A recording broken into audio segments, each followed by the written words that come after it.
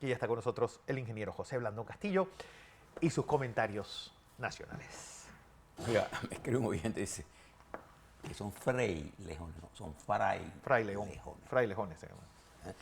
Y ellos crecen y forman como una especie de un rosetal. Ajá. Es una hermosura verlos, entender el ecosistema ese, cómo filtran el agua dulce. Es una belleza. Eso es lo que se está quemando en Colombia. Presta la atención, porque además hay una protección, hay 370.000 hectáreas que están protegidas por ley en Colombia, pero está en la parte, creo que el este-oeste de Bogotá. Sí. Bien, y están en cinco departamentos. Es una de las maravillas de las tantas que dispone el hermano Bueno, uno Colombia. de los países más biodiversos del mundo. Colombia. Es Colombia. Colombia. Y de mucha riqueza también. Y también necesita político. Bueno, también una cosa que le decía a usted de Trump. El asesor personal del señor Trump, Navarro, ¿cómo se llama? Peter Navarro, fue condenado a 4 meses de prisión por negarse a ir a las entrevistas en el Congreso de los Estados Unidos. Y entonces usted está viendo por qué Trump, con justeza con interés político, quiere que la Haley se separe. Y ella va porque los donantes republicanos consideran que es más importante tener a alguien más equilibrado. Porque fíjese una de las cosas que ha pasado. A nosotros es una buena noticia. Cuando los Estados Unidos su economía está bien, ¿a quién le interesa esa realidad, Fernando? A nosotros. A nosotros. A nosotros. A nosotros no nos interesa ni que los Estados Unidos estén mal, ni que Europa esté mal, ni que Rusia esté mal, ni que el lejano oriente esté mal. No. A nosotros nos interesa que el mundo esté en una coexistencia pacífica para poder desarrollarlo mejor. Nosotros. Bien. Algunas cosas importantes que nosotros debemos manejar en la coyuntura actual. En primer lugar, es tener una clara conciencia del sentir de nuestros pueblos y además tener el cuidado, porque están pululando toda una serie de encuestas de opinión pública, con cifras de... Cuando usted ve 5 o 6 encuestas que intentan medir la misma población electoral, en el caso de la panameña, y todas coinciden en que no coinciden. Todas ponen al que le da la gana arriba. No hay que hacer encuesta, por ejemplo, para darse cuenta de algo que es una realidad política. Ricardo Martinelli tiene una aceptación política buena, por encima de la mayoría de los demás. ¿Cuánto de eso es importante al final? Al final de cuentas, ¿cuántos votos saque? Pero ayer revisaba unas encuestas, Fernando, decía una cosa al principio y después siguientes cuadros no se comparía, no dan los márgenes de errores, no dicen cómo se distribuye la muestra. Recuerda que una encuesta de opinión pública, para que tenga validez, tiene que tener, lo más importante es el muestreo que usted haga, porque la muestra es una parte de la población que usted quiere medir. Entonces la muestra tiene que estar estratificada de forma tal que sea representativa de esa población en términos de edad, de ingresos, de educación, de regiones. Entonces usted tiene que conocer, lo primero que uno lee cuando ve una encuesta es estudie la hoja técnica, el margen de error. Porque el margen de error al final lo que le está indicando a usted es que si yo vuelvo a repetir esa encuesta, la probabilidad de que obtenga los resultados caen dentro de ese margen de error. Es decir, hay 2,5 y 2,5, es decir, tiene un máximo hacia arriba de 5 y hacia abajo de 5. Pero oscila entre más o menos 2, si ese es el margen. La distribución gaussiana está dentro de esa campaña. Claro, y si lo vuelvo a repetir, debe caer dentro de eso. Esa es el enigma. Entonces nosotros no estamos viendo en las encuestas esa rigurosidad Entonces, lo que hacemos es simplemente dejarla ahí. No pierda su tiempo en estar discutiendo esas cosas que se contradicen entre ellas. Lo que nosotros necesitamos ahora es el análisis cualitativo es tan importante ahora como el cuantitativo. Sí. Las encuestas miden lo que el tipo está haciendo, que mira. Pero el análisis cualitativo nos dice a nosotros el sentir del panameño. Por ejemplo, Fernando, a ver si usted coincide conmigo, uno de los sentires que yo veo en el panameño es un grado de irritación alto. Sí, la crispación es muy alta. Sí. ¿Por qué? Porque lo que le estamos metiendo todos los días de Dios. El input es puro odio. Sí, exactamente. Cuando usted vota, cuando defeca, lo que come. ¿Mm? Cuando usted piensa, usted es lo que ingiere. ¿Qué es lo que usted ingiere ahora mismo? Odio. El odio es uno de los elementos importantes de la vida. Pero la única fuerza que transforma una sociedad no es el odio, es el amor. Entonces, el panameño está lleno de rabia, de odio. Usted ve gente en la calle que se tiran, cierran la calle, te insultan. Bueno, eso de ayer en la Nati. Eso es una expresión. Es una expresión de lo que está. De lo que la gente cree que esa es la única forma de. Entonces te lo dicen, no, es la única forma. Mentira, no es la única forma. Nosotros, durante muchos años, décadas, nos hemos venido desarrollando siempre con respeto. Panamá, en América Latina, tiene una de las cosas hermosas de nuestro país, es la capacidad de movilidad social que hay en este país, Fernando.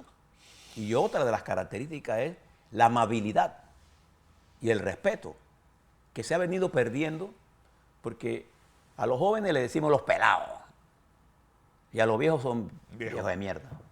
Entonces, esa dicotomía, las sociedades necesitan la fuerza de la juventud y la energía de la juventud y la sabiduría de los viejos. Los indígenas, por ejemplo, el consejo de ancianos, o en Asia, los consejos de ancianos existen. ¿Y por qué existen? Porque cuando uno se pone viejo, se pone más sabio. Porque ¿qué es la sabiduría al final de cuentas? La suma de tus errores. Y la apreciación que tengas siempre está sosegada por un pensamiento como del tamaño de un océano. La juventud es un huracán que piensa. Es la fuerza que mueve. Entonces, si usted mira todas estas cosas, en Panamá, el estado de ánimo de la gente es de crispación. Pero hay una serie de bases en la estructura que preocupan a los panameños.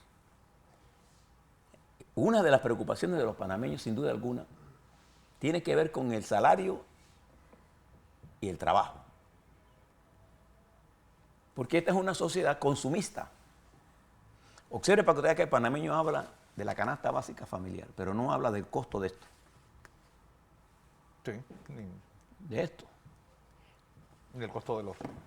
Nosotros tenemos más teléfonos celulares de lo que necesitamos. Habitantes. Y entonces, hasta a los niños les damos celulares porque queremos saber dónde están. Para nada. Para después darle Ritalina para que se apaguen. Entonces, claro, lo que estamos produciendo es gente con el síntoma de aislamiento, porque el celular no es una forma, ni el televisor una forma de compartir. Entonces la sociedad panameña que va al proceso electoral, encima de eso usted prende televisión, lo primero que ve es una guerra. La segunda cosa que ve es otra guerra. Sí. La tercera que ve son gente más masacradas. Después violaciones. Fíjese, yo les recomiendo que se lea un libro de Juan José Tamayo. Es un teólogo español, que habla sobre la pederastia en la Iglesia Católica. Usted mira la Iglesia Católica cómo expresa opiniones, pero no ven los problemas que están dentro de la casa. Uno de los grandes problemas de la Iglesia Católica moderna es la pederastia, sí. la pedofilia, perdón. Los pedófilos, que en España se calculan en 400.000, que la Iglesia los rechaza.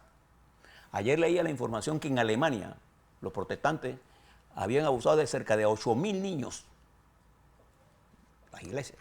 Entonces, en ese ambiente, los puntos de referencia que tenemos nosotros ahora son las redes sociales. no son los valores, no es la capacidad. Entonces, creo que eso nos va a enfrentar a un proceso electoral en Panamá muy duro, en donde mentir es la cualidad más importante que debe tener un dirigente. No hablar de la verdad. Por ejemplo, ¿qué verdades tenemos que hablar? Nosotros tenemos que hablar del problema del agua. Pero este no es un problema de la autoridad del Canal de Panamá. Este es un problema de la sociedad panameña. Nosotros necesitamos agua para tomar, agua para regar y agua para el canal. Tenemos que mirarlo. Pero nosotros no podemos... y esto no es un problema de ingeniería. Nada más. Sí, los ingenieros los necesitamos para cuando vamos a diseñar las presas para cultivar agua. Pero necesitamos los científicos, los ecologistas de verdad. No los que inventan cosas. Esto que le estaba hablando de Colombia, usted verá hoy en la televisión cuántos le van a explicar a ustedes este fenómeno que está pasando en Colombia. Y yo tengo una formación académica que me permite hablar de estas cosas con autoridad y conocimiento. Entonces, lo que le quiero plantear con esto es que el problema del agua no es un problema para dejárselo al Canal de Panamá, en que hay que hacer la presa tal porque hay que hacerla. No. Es que tenemos que estudiarlo. Porque nosotros tenemos que resolver el problema de agua en las provincias centrales, sí, en Panamá Oeste. José, nosotros no podemos desarrollar el turismo sin agua. Sí, la gente viene aquí no a pasar para abajo estando en un hotel que no va a tener luz y que hay agua 12 horas, no hay agua 12 horas al día. El otro problema que tenemos que resolver es la calidad del servicio eléctrico, la calidad del servicio de distribución eléctrica, de atención al cliente. Por eso le he hablado de los bancos, que le hablan a uno como si uno fuera un delincuente. Hasta que pruebes lo contrario. Hasta que uno pruebe lo contrario. Entonces, se creen dueño de uno. Entonces, en la atención al cliente, en las distribuciones eléctricas, hay un problema serio. Sí. Y en las inversiones que tienen que hacer para darle... Ese es un problema que todos los días de Dios nos golpea a nosotros, estas fluctuaciones de voltaje, que no hay luz, que hacen mantenimiento cuando ahora en estas temperaturas altísimas mandan a decir, hey, el martes 31, el 31 cierran esto, que de 8 a 12:30 no hay, no importa qué pase en la casa de ahí. Entonces, tenemos un problema de movilización de la población, pero tenemos un problema de empleo y salario, que no lo vamos a resolver si nosotros no generamos riqueza. Y la riqueza en Panamá la hemos golpeado duramente en noviembre. Sí. Entonces tenemos que reconsiderar todas estas cosas. ¿Por qué? Porque nuestro sistema de jubilación va a ponerse a prueba el otro año. Sí. Es el gobierno que se encargue. Mira lo que le está pasando al gobierno de Noboa. Hoy, si ellos no tienen ingresos extraordinarios o se endeudan para pagar, no hay plata para pagarle a los empleados públicos en Ecuador. Dolarizado. Dolarizado. Entonces, en Panamá, nosotros tenemos que mirar el problema de la caja del Seguro Social. Y ese es un tema, ¿cuánto vive un panameño ahora mismo en promedio? Cuando se diseñó la caja del Seguro Social, los actuarios que diseñaron el modelo preveían que una vez usted se jubilara, viviría 10 años más. 10 años más. Así fue diseñado.